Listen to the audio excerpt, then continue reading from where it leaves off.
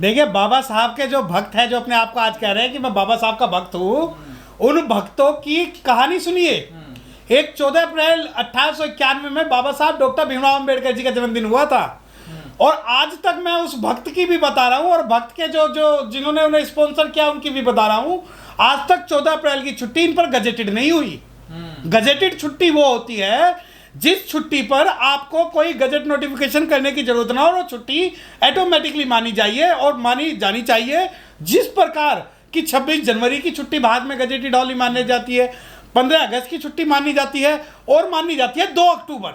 और आप ये देखिए कि दिल्ली सरकार जो अपने आप को सबसे बड़ा बाबा साहब डॉक्टर भीमराव अम्बेडकर का जो अपने आप को भक्त कह रहे हैं, उन पे 14 अप्रैल की छुट्टी जो है वो आज तक गजेटेड नहीं हो पाई।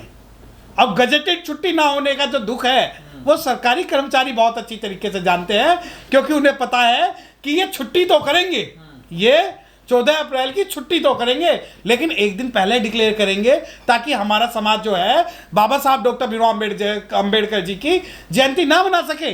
अब सुनो, बाबा साहब डॉक्टर भीमराव अम्बेडकर को चाहने वाले जो लोग हैं, ये वही लोग हैं जो राज्यसभा में अपने पुरखों का पालन करते, जो पुरखे कहते थे कि इन दलितों शूद्रों के लिए हमने पार्लियामेंट के दरवाजे तक तो क्या, हमने खिड़कियां तक भी बंद कर रखी हैं। तो आप ये बताएं कि राज्यसभा में इन्होंने कितने शेड्यूल कास्ट और मुस्लिम को भेजा? किसी को नहीं भेजा और ना ही भेजेंगे। और उससे ज्यादा मैं आपको एक आश्चर्यजनक बात बताना चाहता हूं कि एक वीडियो चल रही है, एक वीडियो कि हम हर ऑफिस में बाबा साहब डॉक्टर भीमराव अम्बेडकर की फोटो लगाएंगे। अरे, दिल्ली के किसी भी कोर्ट में मैं चैलेंज करता हूं कि दिल्ली के अंदर सैकड़ों कोर्ट हैं, कड़कड़डुमा के अंदर 80 कोर्ट हैं, कड़कड़डुमा कोर्ट के अंदर 80 कोर्ट है, और 80 कोर्ट में से आप एक में भी बाबा साहब डॉक्टर भीमराव अम्बेडकर की फोटो दिखा दो तो मैं मान जाऊं। क्या ये कोर्ट जो इस्टेब्लिश की गई है दिल्ली गवर्नमेंट के अंडर में नहीं आती? और दिल्ली गवर्नमेंट के अंदर में, और आप सबसे बड़ी बात ये है कि जो अगर बहन जी मूर्ति बनाए तो इन्हें मूर्ति से तो आपत्ति है, परंतु फोटो के नाम पर ये अपनी राजनीति चमका लेंगे। जबकि मूर्ति और फोटो में बस एक अंतर यह है कि मूर्ति जो होती है वो 3 डायमेंशन होती है, फोटो जो होती है 2 डायमेंशन होती है। और जब बहन जी ने पार्क बनाए थे तो इनके जो भक्त हैं वो कहते थे उसने मूर्तियां बनाई है, विकास नहीं किए।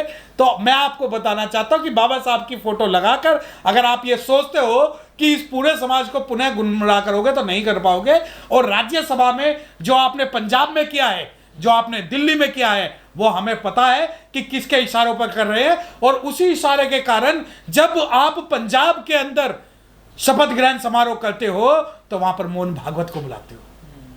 अगर आपको अनुसूचित जाति के लोगों की इतनी ही चिंता है तो क्यों ना आप उन्हें राज्यसभा, क्यों ना आप उन्हें अपनी विशेष टीम में, क्यों ना आप उन्हें अपनी पीएससी में रखिए। मैं इनसे पूछना चाहता हूं कि जो दिन रात ये लोग कहते हैं कि हम आपके समाज के हितैषी हैं, आपकी पीएससी में कितने शेड्यूल कास्ट के लोग हैं?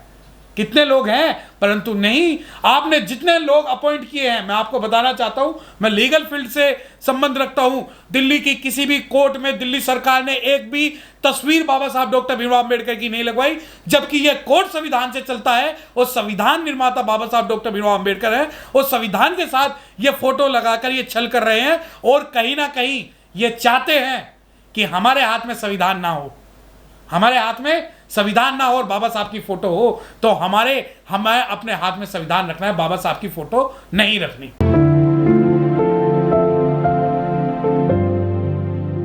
देखिए, अगर मैं आपने कहा गरीब, दलित और मुस्लिम, गरीबों के लिए फ्री बिजली और फ्री पानी है, उसके अलावा कुछ नहीं, क्योंकि 400 आंगनवाड़ी वाले निकाल दिए गए हैं और नौकरियां खत्म कर दी गई हैं। किसी को कोई कॉन्ट्रेक्चुअल बेसिस पर नई रिक्रूटमेंट नहीं हो रही। दलितों की जहां तक बात है, दलितों को, शेड्यूल कास्ट को अपने एससी सर्टिफिकेट बनवाने के लिए इनके धक्के खाने पड़ रहे हैं और इनके अधिकारी हमारे बच्चों का गलत एससी सर्टिफिकेट बनाते हैं ताकि उनके एडमिशन अच्छे स्कूलों और कॉलेजों में ना हो। अब आई मुस्लिमों की बात।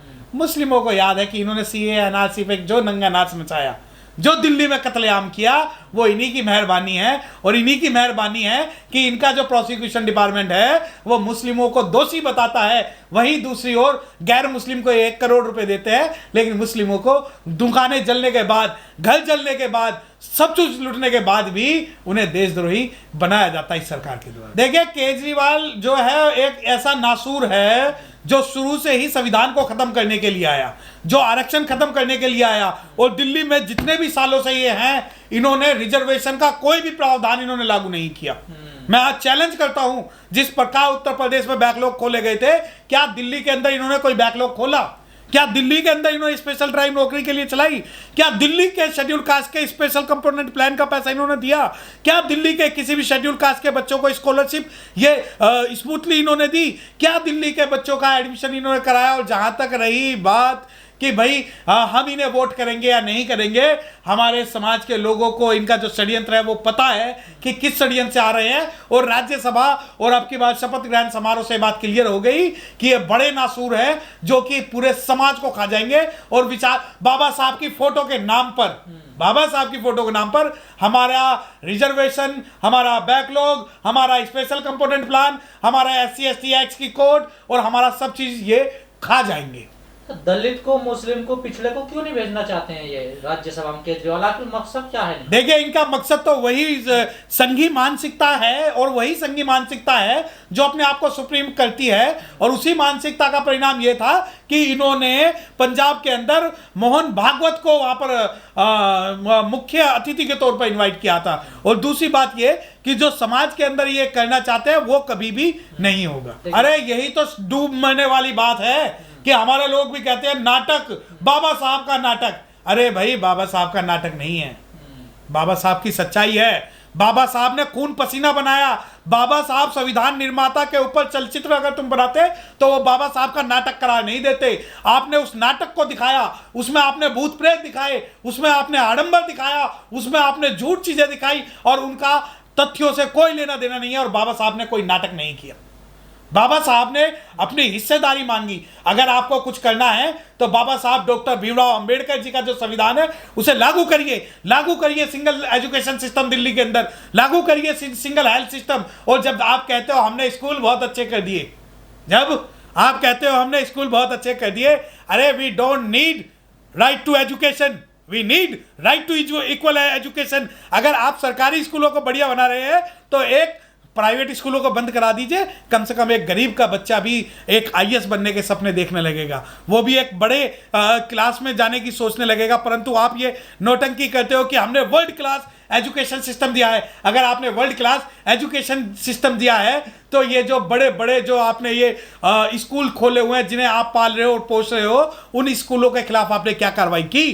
कितने बच्चे वहाँ 25% में जो EWS के पढ़ रहे हैं, और कितने बच्चे EWS छोड़िए, कितने बच्चे शेड्यूल कास्ट और मुस्लिम के पढ़ रहे हैं? ये डाटा आप दे दीजिए, जैसा आप कहोगे मैं करूंगा। क्योंकि उस EWS के अंदर ये बहुमत जो लोग हैं इनके अपने लोग हैं, और हमारे जो शेड्यूल कास्ट और मुस्लिम के नाम मात्र के गुने चुने 1 या 2 लोग होंगे। और एजुकेशन सिस्टम के नाम का जिसका ये अपना ढोल पीट रहे हैं वो सिर्फ दिखावे की है, क्योंकि इन्हें पता है कि दिखावा हमें करना है, बच्चों को फ्री खिलाना है, बच्चों को खेल कूद में लगाना है, और जो एजुकेशन इन्हें प्रोवाइड करनी है वो एजुकेशन ये नहीं दे रहे।